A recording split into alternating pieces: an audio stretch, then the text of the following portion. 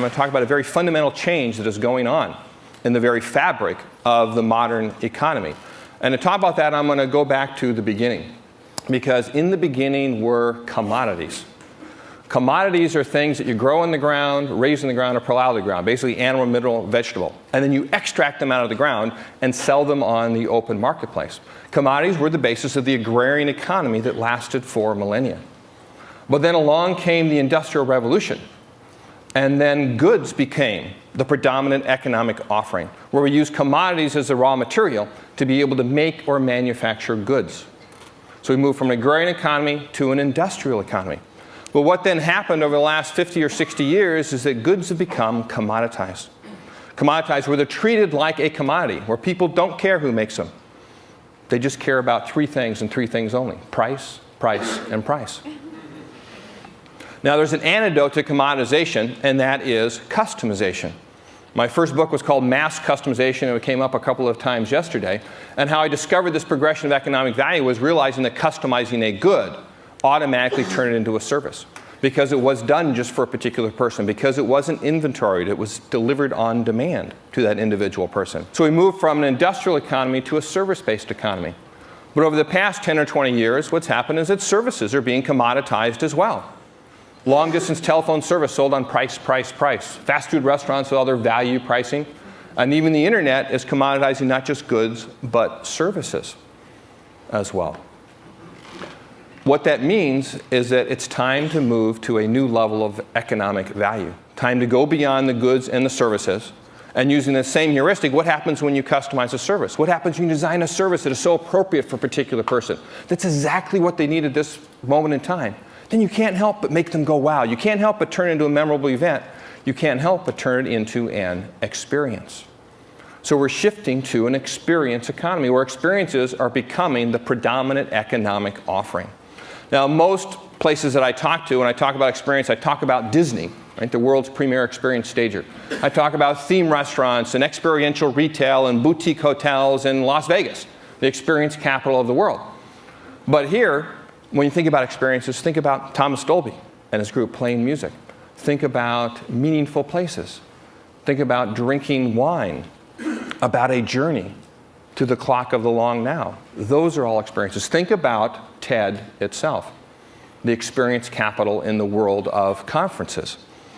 All of these are experiences. Now, over the last several years, I've spent a lot of time in Europe, and particularly in the Netherlands. And whenever I talk about the experience economy there, I'm always greeted at the end with one particular question, almost invariably. And the question isn't really so much a question as an accusation. And the Dutch, when they usually put it, it always starts with the same two words. You know the words I mean? You Americans. I say, you Americans, you like your fantasy environments, your fake, your Disneyland experiences. They say, we Dutch, we like real, natural, authentic experiences.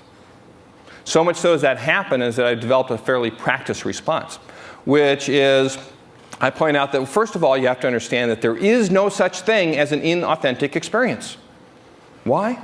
Because the experience happens inside of us. It's our reaction to the events that are staged in front of us. So as long as we are in any sense authentic human beings, then every experience we have is authentic. Now there may be more or less natural or artificial stimuli for the experience, but even that is a matter of degree, not kind. And there's no such thing as 100% natural experience. Even if you go for a walk in the proverbial woods, there is a company that manufactured the car that delivered you to the edge of the woods. There's a company that manufactured the shoes that you have to protect yourself from the ground of the woods. There's a company that provides the cell phone service you have in case you get lost in the woods. Right? All of those are man-made, artificiality brought into the woods by you and by the very nature of being there. And then I always finish off by talking about the thing that amazes me the most about this question, particularly coming from the Dutch, is that the Netherlands is every bit as manufactured as Disneyland. And the Dutch, they always go, and they realize I'm right. There isn't a square meter of ground in the entire country that hasn't been reclaimed from the sea or otherwise moved, modified, and manicured to look as if it had always been there. It's the only place you ever go for a walk in the woods and all the trees are lined up in rows. But nonetheless, not just the Dutch, but everyone has this desire for the authentic. And authenticity is therefore becoming the new consumer sensibility, the buying criteria by which consumers are choosing who they're going to buy from and what they are going to buy, becoming the basis of the economy. In fact, you can look at how each of these economies develop, that each one has their own business imperative matched with the consumer sensibility. With the agrarian economy, when we're supplying commodities, it's about supplying availability, getting the commodities to market.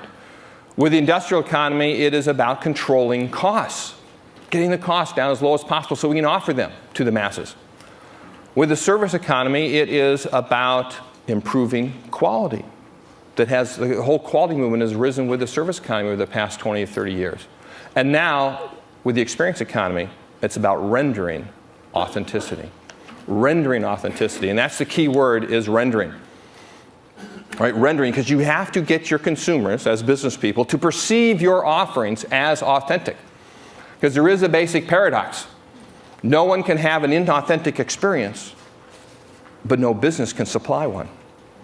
Because all businesses are man-made objects. All business is involved with money. All business is a matter of using machinery. And all those things make something inauthentic.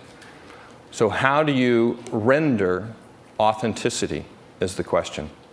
Right? Rendering authenticity. When you think about that, let me go back to what Lionel Trilling, in his seminal book on authenticity, Sincerity, 1960, points to as the seminal point at which authenticity entered the lexicon, if you will. And that is, to no surprise, in Shakespeare and in his play Hamlet. And there's one point in his play Hamlet where the most fake of all the characters in Hamlet, Polonius, says something profoundly real. At the end of a laundry list of advice he's giving to his son Laertes, he says this, "And this above all, to thine own self be true. And it doth follow as night the day, that thou canst not then be false to any man." And those three verses are the core of authenticity. There are two dimensions to authenticity. One, being true to yourself, which is very self-directed. Two is other-directed, being what you say you are to others. And I don't know about you, but whenever I counter two dimensions, I immediately go, 2 by 2. Right? Anybody else like that? No? Well, if you think about that, you do, in fact, get a 2 by 2. Where on one dimension, it's a matter of being true to yourself. As businesses, are the economic offerings you are providing, are they true to themselves? And the other dimension is, are they what they say they are to others? If not, you have is not true to itself and is not what it says it is. Right? Yielding a 2 by 2 matrix. And of course, if you are both true to yourself and are what you say you are, then you're real. The opposite, of course, is fake. Right now, there is value for fake. There will always be companies around to supply the fake because there will always be desire for the fake. In fact, there's a general rule. If you don't like it, it's fake. If you do like it, it's faux.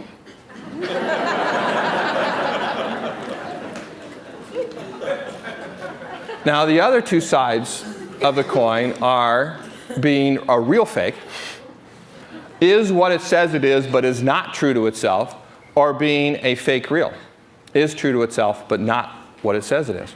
You can think about those two contrasts. Both of these are better than being fake, not quite as good as being real. You can contrast them by thinking about Universal City Walk versus Disney World, right, or Disneyland. Universal City Walk is a real fake. In fact, we got this very term from Ada Louise Huxtable's book, The Unreal America. Wonderful book where she talks about Universal City Walk as, she decries the fake, but she says at least that's a real fake, right? Because you can see behind the facade, right? It is what it said it is. It's Universal Studio. It's in the city of Los Angeles. You're going to walk a lot, right? You don't tend to walk a lot in Los Angeles. Well, here's a place where you are going to walk a lot outside in this city, right? But is it really true to itself? Right? Is it really in the city? Is it, you can see behind all of it and see what is going on in the facades of it. So she calls it a real fake. Disney World, on the other hand, is a fake real or a fake reality. Right? It's not what it says it is. It's not really the Magic Kingdom.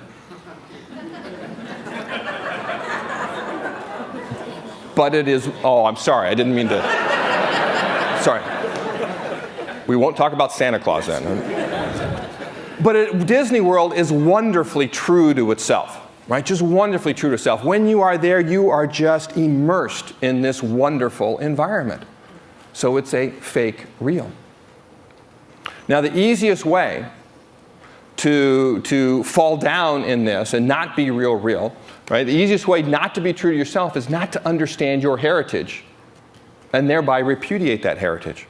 Right? The key of being true to yourself is knowing who you are as a business, knowing where your heritage is, what you have done in the past, and what you have done in the past limits what you can do, what you can get away with, essentially, in the future. So you have to understand that past. Think about Disney again. Disney, 10 or 15 years ago, right? The company that is probably best known for family values out there, Disney bought the ABC network. ABC network, affectionately known in the trade as the TNA network. Right? That's not too much jargon, is it? Right? The TNA network. Then it bought Miramax, known for its NC-17 fare. And all of a sudden, families everywhere couldn't really trust what they were getting from Disney. It was no longer true to its heritage, no longer true to Walt Disney. It's one of the reasons why they're having such trouble today, and why Roy Disney is out to get Michael Eisner, because it is no longer true to itself. So understand what your past limits what you can do in the future. When it comes to being what you say you are, the easiest mistake that companies make is that they advertise things that they are not. Right? That's when you're perceived as fake, as a phony company, advertising things that you're not. Think about any hotel, any airline, any hospital. Right? If you could check into the ads, you'd have a great experience. But unfortunately, you have to experience airline and hospital, and then you have that disconnect. Then you have that perception that you are phony. So the number one thing to do when it comes to being what you say you are is to provide places for people to experience who you are. For people to experience who you are. Right? It's not advertising does it.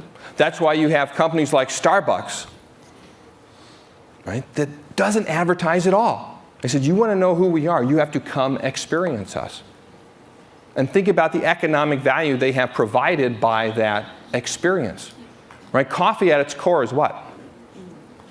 Right? It's beans. Right? It's coffee beans. You know how much coffee is worth when treated as a commodity, as a bean?